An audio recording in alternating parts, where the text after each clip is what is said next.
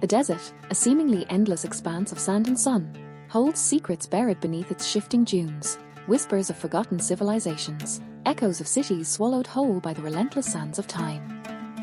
For centuries, tales have circulated of magnificent urban centers, thriving metropolises that rose and fell, leaving behind only fragments of their grandeur, concealed beneath the sands of the Sahara, the Arabian desert, and the arid landscapes of Central Asia. Are these simply romantic myths, born from the yearning for a lost golden age, or is there tangible evidence to suggest that advanced societies once flourished in these now desolate regions? Our journey begins in the Sahara, a landscape that archaeology is slowly revealing to be far more complex than previously imagined. The Tenor Desert in Niger, for example, was once a lush, fertile area, teeming with life. Evidence suggests that nomadic peoples thrived here for millennia, leaving behind rock art depicting animals that could not survive in today's arid climate: giraffes, elephants, and even rhinoceroses. This period, known as the African Humid Period, ended abruptly around 5,000 years ago, forcing populations to adapt or migrate.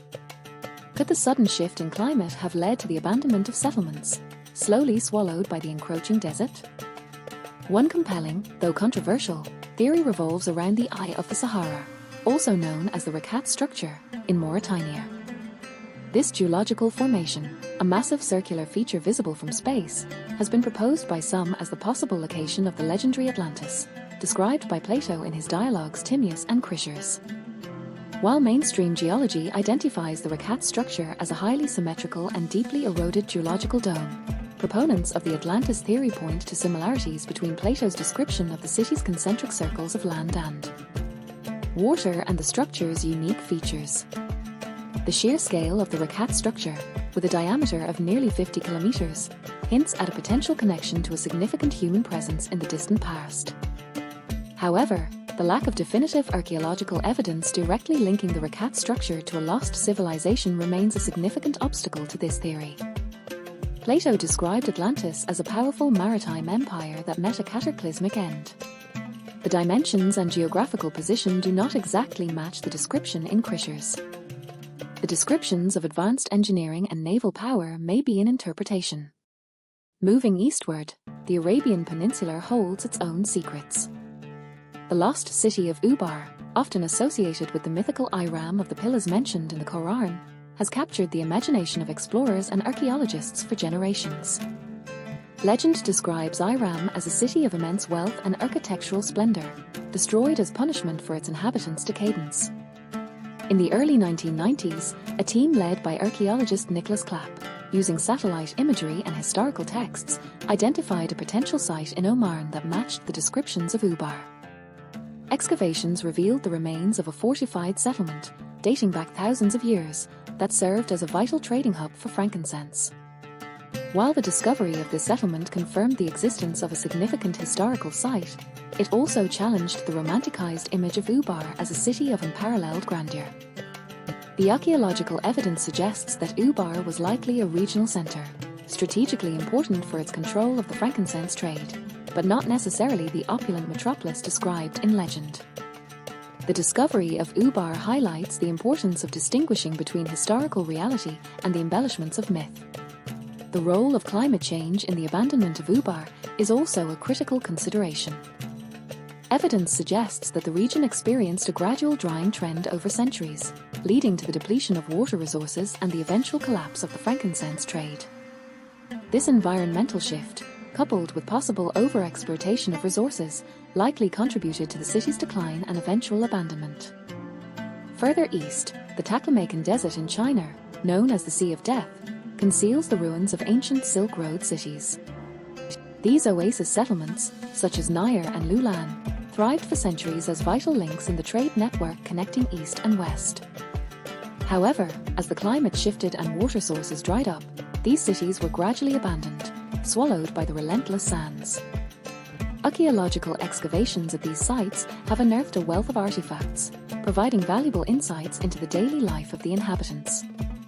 Mummified remains, remarkably preserved by the arid climate, reveal details about their clothing, diet, and even their physical appearance. These discoveries challenge the traditional narrative of a homogeneous Chinese civilization, demonstrating the diverse cultural influences that shaped the Silk Road communities. Untold stories of daily life in these cities are slowly emerging from the archaeological record. Evidence suggests that these were cosmopolitan centers, where merchants from different cultures mingled, exchanging goods, ideas, and technologies.